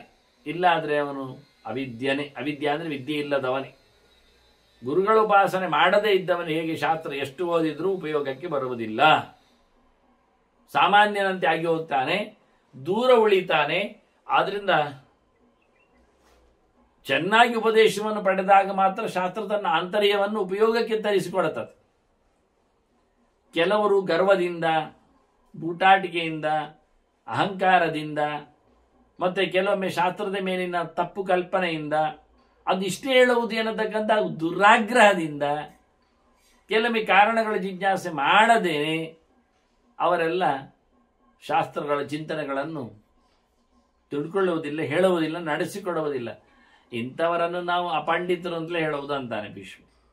ಅಮರ್ಷಾತ್ ಶಾಸ್ತ್ರ ಸಮೂಹಾತ್ ಅನಿಮಿತ್ತಾದಿಹ ಉಚ್ಯತೆ ಅಪಂಡಿತ ಅಂತೇಳಿ. ಯಾವಾಗ ಸಮುದ್ದಿಷ್ಟಂ ಸತಾನ್ ಧರ್ಮಂ ಸ್ವಯಂ ಮುಚ್ಚೇತ್. ಸಜ್ಜನರು ಹೇಳಿರತಕ್ಕಂಥ, ನಡೆಸಿರತಕ್ಕಂಥ ಶಾಸ್ತ್ರೀಯವಾದ ಧರ್ಮಗಳನ್ನು ಬಿಟ್ಟರೆ ಅವ ನಿಜವಾಗಿಯೂ ಒಳ್ಳೆಯವನಲ್ಲ. ಅವನಿಗೆ ಬುದ್ಧಿ ಇಲ್ಲ, ಬುದ್ಧಿ ಬೆಳೀಲಿಲ್ಲ ಅವನಿಗೆ. ಶಾಸ್ತ್ರಂ ಪ್ರಜ್ಞಾ ಅಸ್ಯ. ನಿಜವಾಗಿ ಎಲ್ಲದಕ್ಕೂ ಶಾಸ್ತ್ರದಿಂದ ಬಂದಿರತಕ್ಕಂಥ ವಿಶೇಷವಾದ ಕಾಳಜಿ ಏನೊಂದು ಪ್ರಜ್ಞೆ ಇದೆ, ಅದು ಅದಕ್ಕೆ ಮೂಲ. ಪ್ರಜ್ಞೆ ಇಲ್ಲದೆ ಏನು ಕೆಲಸ ಆಗುವುದಿಲ್ಲ. ಅದಕ್ಕೆ ಶಾಸ್ತ್ರಕಾರರೇ, ಶಾಸ್ತ್ರಗಳೇ ಆಧಾರಗಳು. ವದತ ಸಮೂಹೇ ಯತ್ ಪ್ರದರ್ಶನಂ. ಮಾತಿನ ರಾಶಿ ಏನುಂಟು ಪ್ರಮಾಣಗಳು, ಅವುಗಳಲ್ಲಿ ಏನು ನಮಗೆ ಅರ್ಥ ಆಗಿದೆ ಎಂದು ತೋರಿಸಿಕೊಟ್ಟಿವೆ. ಅದು ನಿಜವಾಗಿ ನಮಗೇನು ಅರ್ಥ ಆಯಿತು. ಆಜಗಾಮ ತಯೋರ್ ಬುದ್ಧಿಯ ವಚನೇನ ಪ್ರಶಸ್ಯತೆ. ಹಾಗಾಗಿ ಶಾಸ್ತ್ರ ಬೇಕು, ಅದರಿಂದ ಅನುಕೂಲಕರವಾದ ಏನೊಂದು ಬುದ್ಧಿ ನಮಗೆ ಬೆಳೆದಿರಬೇಕು, ಅರ್ಥ ಆಗಿರಬೇಕು ಶಾಸ್ತ್ರ. ಅದಕ್ಕನುಗುಣವಾಗಿ ನಮ್ಮಲ್ಲಿ ಪ್ರಜ್ಞಾವಂತಿಕೆ ಗಟ್ಟಿಯಾಗಬೇಕು. ಇದರಿಂದಾಗಿ ನಮ್ಮ ಕರ್ಮ ಸಿದ್ಧಿಯನ್ನು ಕೊಡ್ತದೆ ಮಾಡಿದ್ದು. ಎರಡು ರೀತಿಯಿಂದ ಶಾಸ್ತ್ರ ಅರಿತಾಗ ಮಾತ್ರವೇ ಪ್ರಜ್ಞಾ ಜಾಗೃತ ಆಗುವುದು. ಸುಮ್ಮನೆ ಇಂಟ್ಯೂಷನ್ ಅಲ್ಲಿ ಏನು ಬರುವುದಿಲ್ಲ, ಸಂಸ್ಕಾರ ಇಲ್ಲದೆ ಆಗುವುದಿಲ್ಲ. ಜ್ಞಾನ ಸಂಸ್ಕಾರಕ್ಕೆ ಬೇಕು, ಆ ನಂತರ ಬುದ್ಧಿ ಉಪಯೋಗಕ್ಕೆ ಬರಬೇಕು. ಇವುಗಳಿಂದ ನಾವು ನಿಜವಾಗಿಯೂ ಸಹ ಎತ್ತರಕ್ಕೆ ಏರಲಿಕ್ಕೆ ಬರ್ತದೆ ಅಂತ. ಅಜ್ಞಾನಾತ್ ಜ್ಞಾನಹೇತುತ್ವಾತ್ ವಚನಂ ಸಾಧು ಮನ್ಯತೆ. ಮೊದಲು ಗೊತ್ತಿಲ್ಲದೆ ಇರ್ತದೆ, ಮತ್ತೆ ನಾವು ಕಲಿತೇವೆ, ಕಲಿಯುವ ಮೂಲಕ ನಮಗೆ ಅಜ್ಞಾನ ನಶಿಸಿ ಹೋಗ್ತದೆ. ಹೀಗಾಗಿ ಜ್ಞಾನಕ್ಕೆ ಕಾರಣವಾದ್ದರಿಂದ ಪ್ರಮಾಣಗಳು, ಮಾತುಗಳು ಅಜ್ಞಾನವನ್ನು ನಮಗೆ ಪರಿಹರಿಸಿಕೊಂಡು ನಮಗೆ ಜ್ಞಾನವನ್ನು ಕೊಡುವುದರಿಂದ ಬಹಳ ಚಂದವಾದಂತಹ ಶಾಸ್ತ್ರವನ್ನು ನಾವು ನಿಂದೆ ಮಾಡದೆ, ಅಪಾರ್ಥ ಮಾಡದೆ ಹೊತ್ತುಕೊಳ್ಳಬೇಕು, ಇಟ್ಟುಕೊಳ್ಳಬೇಕು. ಅನಪಾಗತ ಮೇಮೇದಂ. ಯಾರಿಗಾದ್ರೂ ಇದು ಸರಿಯಾಗಿ ಗೊತ್ತಾಗದೇ ಇದ್ರೆ, ಯುಕ್ತಿಯುಕ್ತವಾಗಿ ಸಿದ್ಧಾಂತವಾಗಿ ಅವರಿಗೆ ಗುರುಪದೇಶದಿಂದ ಬಾರದೇ ಇದ್ರೆ, ಹೇಳಿಕೊಡದೇ ಇದ್ರೆ ಅದಕ್ಕೇನು ಕೇಳ್ತಾರೆ? ಅವರು ಹೇಳ್ತಾರೆ ಅದು ಶಾಸ್ತ್ರಮೇವಂ ನಿರರ್ಥಕಂ, ಪ್ರಯೋಜನ ಇಲ್ಲ, ಅಪಾರ್ಥಕ. ಚೆನ್ನಾಗಿ ಅರ್ಥ ಆಗದೆ ಹೋಗಿದ್ರೆ, ಯಾರು ಹೇಳಿಕೊಡದೇ ಇದ್ರೆ ಮತ್ತು ಶಾಸ್ತ್ರ ಏನು ಕೆಲಸ ಮಾಡ್ತದೆ? ಅವರಿಗೆ ವ್ಯರ್ಥ, ಉಪಯೋಗ ಇಲ್ಲದಾಗ್ತದೆ. ಅದನ್ನು ಯುಕ್ತಿಯಿಂದ ಸಿದ್ಧ ಮಾಡಬೇಕು. ಸಂಬಂಧಪಟ್ಟಂತ ಗೆರೆಗಳನ್ನು, ಶಾಸ್ತ್ರ ಪ್ರಮಾಣಗಳನ್ನು ಅದಕ್ಕೆ ಓಲೈಸಬೇಕು. ಅದರಿಂದ ಅವನ ಜ್ಞಾನ ಶಾರ್ಪ್ ಆಗ್ತದೆ. ಆಗ ಬೇಕಾದಾಗ ಪ್ರಜ್ಞೆ ಮೂಡುತ್ತದೆ. ಜ್ಞಾನಮಪಿ ಅಪದಿಶ್ಯಂ ವೈ ಯಥಾ ನಾಸ್ತಿ ತಥೈವ ತತ್. ಒಂದೊಮ್ಮೆ ನಿಮಗೆ ದಿಕ್ಕು ಅಂದರೆ ದಿಕ್ಕು ದಶೆ ಇಲ್ಲದ ಒಂದೊಮ್ಮೆ ಜ್ಞಾನ ಆದರೆ ಏನೊಂದು ಗೊತ್ತಿಲ್ಲ, ಎಂತೆಂಥದ್ದು ಒಂದಕ್ಕೊಂದು ಸಂಬಂಧ ಬೇರೆ ಇಲ್ಲ. ಇಂಥದ್ದಾದ್ರೆ ಇದ್ರೇನಿಲ್ಲದಿದ್ರೇನು ಅಂತಾರೆ ಭೀಷ್ಮರ. ಅದು ಉಪಯೋಗ ಇಲ್ಲದ್ದು ಅಂತಾರೆ. ಇಲ್ಲದ್ದು ಅಂತಲೇ ಅರ್ಥ. ಗೊತ್ತು ಗುರಿ ಇಲ್ಲದ, ಗೊತ್ತು ಗುರು ಇಲ್ಲದ, ಗುರುಗಳು ಹೇಳಿಕೊಡ್ಲಿಲ್ಲ. ಆದ್ರಿಂದ ಅಪದೇಶ ಅಂದ್ರೆ ಉಪದೇಶ ಇಲ್ಲದೆ ಅಂತ ಅರ್ಥ. ಉಪದೇಶ ಇಲ್ಲದೆ, ಗೊತ್ತು ಗುರಿ ಇಲ್ಲದೆ, ಗೊತ್ತು ಗುರಿ ಇಲ್ಲ, ಗೊತ್ತು ಗುರು ಇಲ್ಲ. ಗುರಿಯನ್ನು ಪಡೆಯಲಿಕ್ಕೆ ಒಂದು ಗುರು ಬೇಕು. ಗುರಿ ಇಲ್ಲದೆ ಗುರಿ ಆಗುದು. ಗುರುವಿಗೆ ಗೊತ್ತಿರ್ತದೆ ಗುರಿ ಯಾವುದು ಅಂತ, ನಮಗೆ ಗುರಿ ಗೊತ್ತಿಲ್ಲ. ಗುರಿ ಹೇಳಿಕೊಡುವ ಗುರಿ ಇಲ್ಲದಿದ್ರೆ ಗುರಿ ಇಲ್ಲ, ಗುರು ಇಲ್ಲ, ಎರಡು ಇಲ್ಲ ಅಂತ ನೀವು. ಇಂಥವನದ್ದು ಏನಾಗ್ತದೆ ಕೇಳಿದ್ರೆ, ಅವನದ್ದು ಎಂಥದ್ದು ವಿದ್ಯೆ ಇದ್ರು ಒಂದೇ ಇಲ್ಲದಿದ್ರು ಒಂದೇ ಎಂತ ಗೊತ್ತುಂಟು ಅವನಿಗೆ? ಪ್ರಯೋಜನ ಇಲ್ಲ. ಕೊನೆಗೆ ಅವನಿದ್ರು ಪ್ರಯೋಜನ ಇಲ್ಲ ಹೇಳ್ತೇವೆ ನಾವು. ಅದನ್ನು ಮೊದಲು ಚೆನ್ನಾಗಿ ನಮ್ಮಲ್ಲಿರತಕ್ಕಂಥ ಸಂಶಯಗಳನ್ನು ನಿರ್ಮೂಲ ಮಾಡಿಕೊಡಬೇಕು. ತೇನ ಸಂಚಿನ್ನ ಮೂಲೇನ. ಗುರುಗಳು ನಮ್ಮ ಬುಡವನ್ನು ಅಂಟಿಕೊಂಡಿರತಕ್ಕಂಥ ತಪ್ಪನ್ನು ಅಥವಾ ತಪ್ಪು ಅರ್ಥಗಳನ್ನು, ಅಜ್ಞಾನಗಳನ್ನು ತೆಗಿತಾರೆ.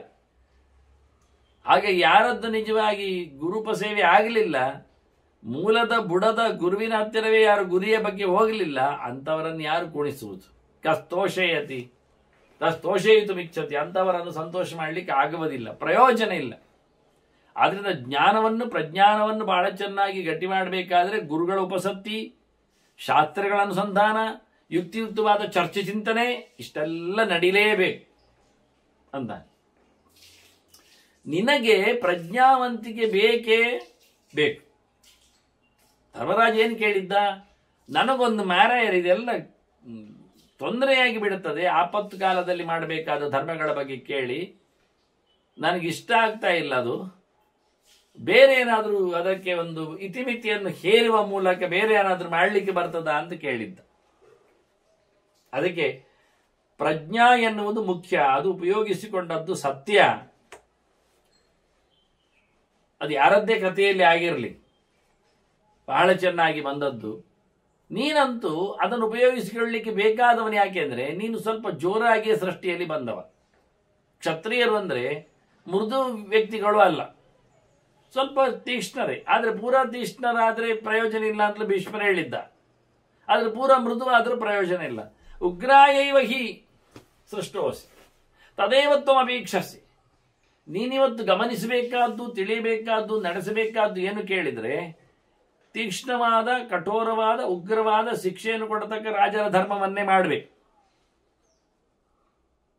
ಸಾಫ್ಟ್ ಆಗಿ ಮೃದುವಾಗಿದ್ದು ಪ್ರಯೋಜನ ಇಲ್ಲ. ನಾನು ದಂಡ ಮಾಡುವುದಿಲ್ಲ, ಯಾರನ್ನು ಹಿಂಸಿಸುವುದಿಲ್ಲ, ಹೇಳಿದರೆ ರಾಜರು ಅನಿಸುವುದಿಲ್ಲ.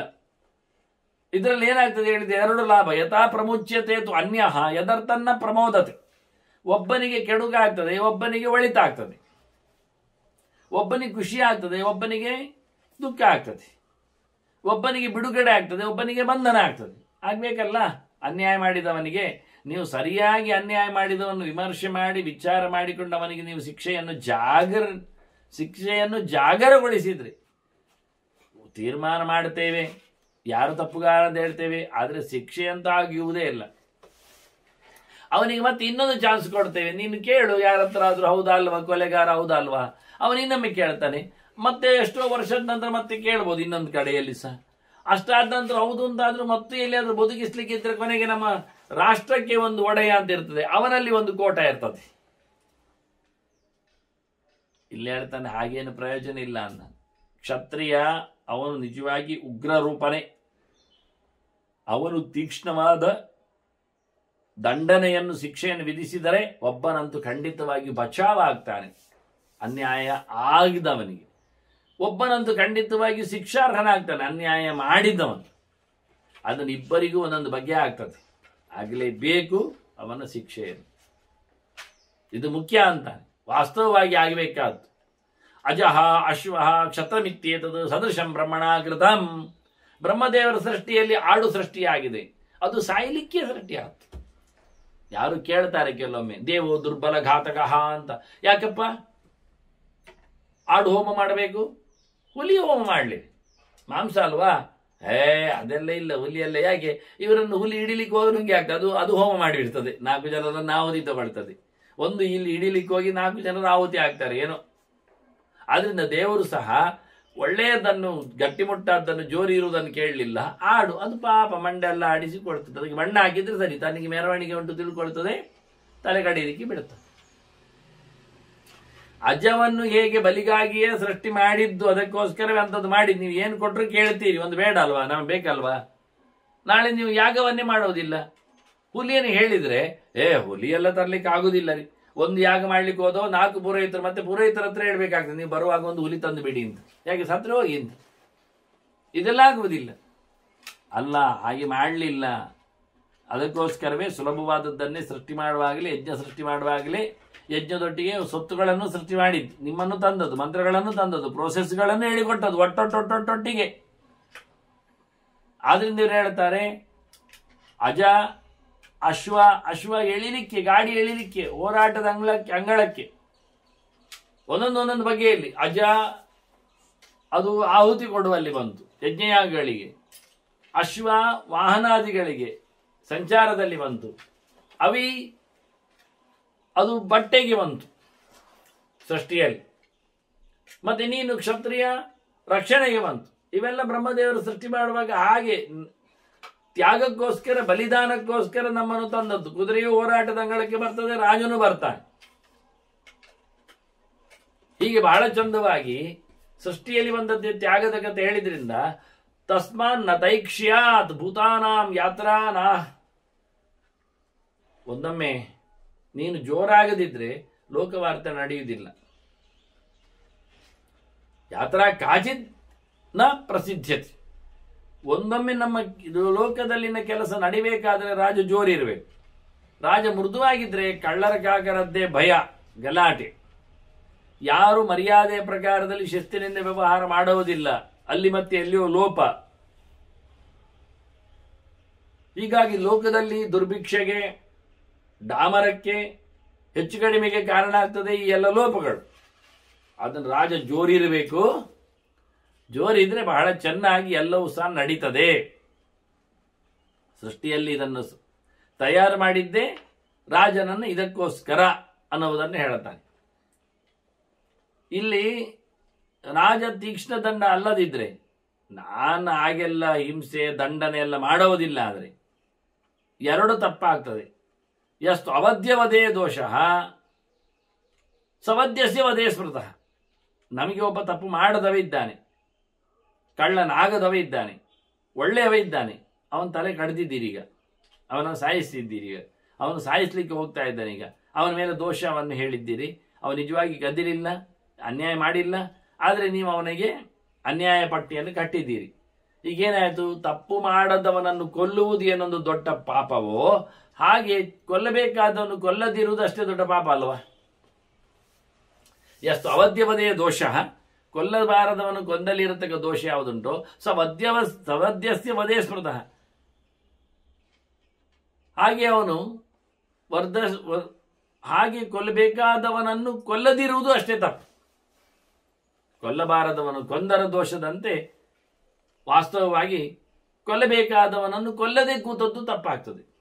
ಏಷಾಹ್ಯೇವತು ಮರ್ಯಾದ ಇದೆ, ಚೌಕಟ್ಟು ಅಂದ್ರೆ ಇದೆ. ರಾಜನಿಗೆ ಏನು ಕೇಳಿದರೆ ಶಿಸ್ತಲ್ಲಿ ದಂಡನೆಯನ್ನು ಪಾಲಿಸುವಂಥದ್ದು, ಅದರ ಆಚೆಗೆ ಏನು ವ್ಯವಸ್ಥೆಯೇ ಇಲ್ಲ, ವ್ಯಕ್ತಿಯನ್ನು ನೋಡಲಿಕ್ಕೆ ಇಲ್ಲ. ತಪ್ಪನ್ನು ಮಾತ್ರ ಗ್ರಹಿಸಿ ರಾಜನಿಗೆ ಹೇಳಬೇಕಾದ ರಾಜ ಹುಟ್ಟಿದ್ದೇ ಓಡಿ ಹೋಗಲಿಕ್ಕೆಲ್ಲ, ಹೋರಾಟವನ್ನು ಮಾಡಿ ಧರ್ಮವನ್ನು ಗೆಲ್ಲಲಿಕ್ಕೆ. ತಸ್ಮಾತ್ ತೀಕ್ಷ್ಣಃ ಪ್ರಜಾರಾಜ ಸ್ವಧರ್ಮಂ ಸ್ಥಾಪಯತ್ಯುತ.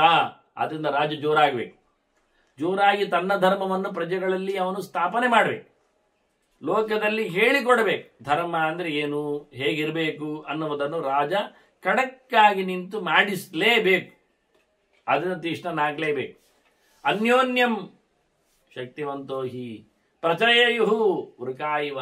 ಒಂದೊಮ್ಮೆ ಅನ್ಯೋನ್ಯಂ ಭಕ್ಷಯಂತೋ ವೈ ಪ್ರಚಯಯು.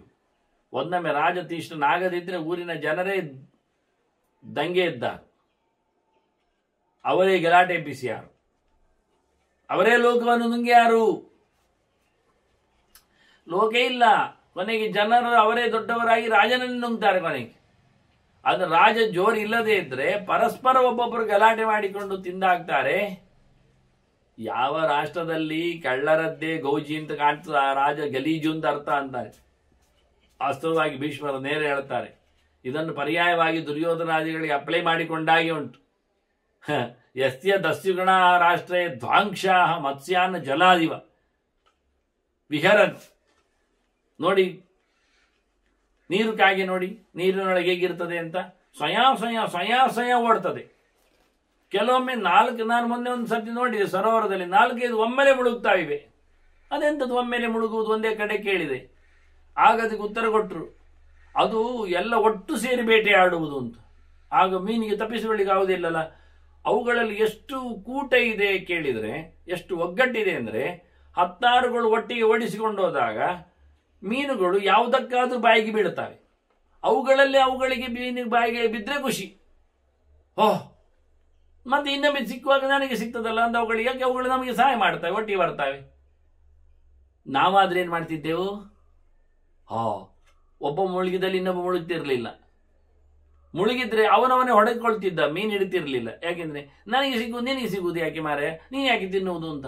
ಇವುಗಳು ನೋಡಿ ಎಲ್ಲ ಒಟ್ಟು ಸೇರಿಕೊಂಡಾಗ ಯಾವುದಕ್ಕಾದ್ರೂ ಒಂದಕ್ಕೆ ಸಿಗ್ತದೆ ಅಂತ ಸಂತೋಷ ಪಡ್ತಿದ್ರು. ನನಗೆ ಸಿಗಬೇಕಾಗಿಲ್ಲ, ಮತ್ತೆ ನನಗೆ ಸಿಗ್ತದೆ, ಮತ್ತೆ ನನಗೆ ಸಿಗ್ತದೆ, ಅವುಗಳಿಗೆ ಗೊತ್ತುಂಟು ಪರ್ಯಾಯವಾಗಿ ಸಿಗ್ತದೆ ಅಂತ. ಎಲ್ಲ ದೂಡಿಕೊಂಡು ಹೋದಾಗ ಒಂದಕ್ಕೆ ಸಿಗುವುದಿಲ್ಲ, ಎಲ್ಲಕ್ಕೂ ಸಿಗ್ತದೆ. ಆದರೆ ಸಿಗುವುದಂತೂ ಖಾತ್ರಿ ಅಂತ ಗೊತ್ತುಂಟು. 100 ಮೀನುಗಳಿದ್ರಿಂದ 16 ನಾವು ಬೇಟೆ ಮಾಡಿದರೆ ಒಂದೊಂದಕ್ಕೆ 10 ಸಿಗ್ತದೆ ಎನ್ನುವುದು ಸತ್ಯ. ಈ ಸತ್ಯವನ್ನು ಬಿಟ್ಟುಕೊಟ್ಟು ಮನುಷ್ಯ ಒಬ್ಬ ಹೋದಲ್ಲಿ ಹೋಗಬಾರ್ದು, ಒಬ್ಬ ಇದ್ದಲ್ಲಿ ಇರಬಾರ್ದು, ಒಂದು ಪಂಡಿತ ಕೂಗಿದಲ್ಲಿ ಮತ್ತೊಬ್ಬ ಬರಬಾರ್ದು, ಇವನೇ ಪ್ರತಿನಿತ್ಯವಾಗಿ ಪ್ರವಚನ ಮಾಡಬೇಕು ಅಂತ, ಅವನಿಗೊಂದು ಮಾಟ ಮಾಡಬೇಕು ಅಂತ, ಹೀಗೆಲ್ಲ ಮನುಷ್ಯರಲ್ಲಿ ಇರುತ್ತೆ. ಯಾಕೆ ಅವನಾಗಿ ಅಲ್ಲಿ ಒಂದು ಕಥೆ ಏನು ಗೊತ್ತಾ, ಒಂದೇ ಕಡೆ ಒಬ್ಬ ಕೂತುಕೊಂಡು ವರ್ಷಗಟ್ಟಲೆ ಹೇಳ್ತಾನೆ ಅಂತಾದರೆ ಅವನು ಬೇರೆ ಹೇಳಿದ ಉಪಾಯ ಇಲ್ಲ.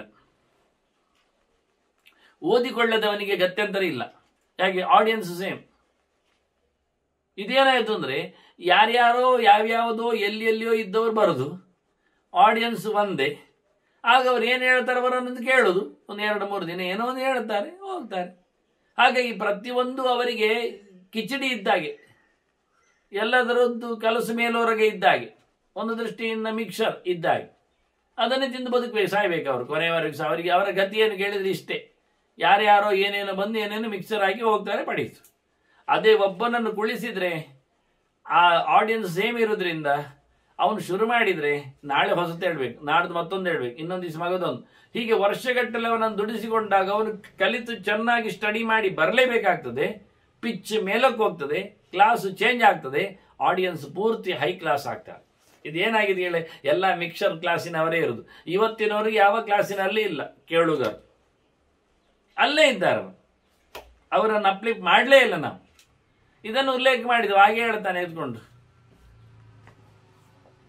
ಮೀನುಗಳ ಬೇಟೆ ಕಾಗೆಗಳ ಹಾಗೆ ಕಳ್ಳಕಾಗರು ಊರಿನಲ್ಲಿ ತುಂಬಿಕೊಂಡು ಎಲ್ಲ ಕಡೆಯಿಂದ ಮುತ್ತಿಯಾಗಿ ನುಂಗ್ತಾರೆ. ಅವರಲ್ಲಿ ಒಗ್ಗಟ್ಟಿರ್ತದೆ. ಯಾಕೆ? ಎಲ್ಲಿಯಾದ್ರೂ ಯಾರಿಗಾದ್ರೂ ಏನಾದ್ರೂ ಮುಟ್ಟೆ ಸಿಗ್ತದೆ. ಇರೋದು ನಮಗೆ ಅಲ್ವಾ, ಕಳ್ಳರ ಕಾಕರ ಪುಂಡಗೆ ಸಿಗುವುದಲ್ವಾ. ಹಾಗಾಗಿ ಎಲ್ಲ ಒಟ್ಟು ಸೇರಿಕೊಂಡು ಕಳ್ಳಕಾಕರ ಸಂತೆಯಾಗಿ ರಾಜ್ಯವನ್ನೆಲ್ಲ ಪುಡಿ ಮಾಡಿಬಿಡ್ತಾರೆ, ಮೀನುಗಳನ್ನು ಹಿಡಿಯುವ ಕಾಗೆಗಳಂತೆ ಅಂತ ಬಹಳ ಚೆನ್ನಾಗಿ ಉಲ್ಲೇಖ ಮಾಡ್ತಾರೆ. ಹಾಗಾಗಿ ಯಸ್ಯ ದಸ್ಯುಗಣಾ ರಾಷ್ಟ್ರೇ ದ್ವಾಂಕ್ಷಾ ಮತ್ಸ್ಯಾನ್ ಜಲಾದಿವ ವಿಹರಂತಿ ಪರಸ್ವಾನಿ ಅಂತ ರಾಜ ಆದರೆ ಸವೈ ಕ್ಷತ್ರಿಯ ಪಾಂಸನ. ಅವನನ್ನು ನಾವು ಗಲೀಜು ರಾಜ ಅಂತ ಕರಿತೇವೆ, ಕೆಟ್ಟ ರಾಜ ಅಂತ ಹೇಳ್ತೇವೆ, ಕಳಪೆ ರಾಜ ಅಂತ ಹೇಳ್ತೇವೆ ಅಂತಾನೆ ಭೀಷ್ಮ. ಮತ್ತೇನು ಮಾಡಬೇಕು? ಒಳ್ಳೆ ತಿಳಿದವರನ್ನು ಇಟ್ಟುಕೊಂಡು ರಾಜ್ಯಭಾರ ಮಾಡಿ ಮತ್ತೆ ಅಲ್ಲಿಗೆ ಪ್ರಜ್ಞಾವಂತರ ಕೈಯಲ್ಲಿ ರಾಜ್ಯ ಬರಬೇಕು ಅಂತ ಹೇಳಲಿಕ್ಕೋಸ್ಕರ ಮತ್ತೊಮ್ಮೆ ಭೀಷ್ಮರು ಧೀಮಂತರ ಬುದ್ಧಿಮಂತರ ಕೂಟ ರಾಜನದಲ್ಲಿ ಇರಬೇಕು ಮಂತ್ರಿ ಮಾಗಧರು ಅಂತ ಅನ್ನೋ ನೆಲೆಯಲ್ಲಿ ಅದರ ಕನ್ಕ್ಲೂಷನ್ ಕೊಡುತ್ತಾನೆ. ಮತ್ತೆ ಅದರ ಚಿಂತನೆ ನಡೆಸುವ ವಂದನೆಗಳೊಂದಿಗೆ ಶ್ರೀಕೃಷ್ಣಾರ್ಪಣಮಸ್ತು. ನಾರಾಯಣ ನಾರಾಯಣ ನಾರಾಯಣ.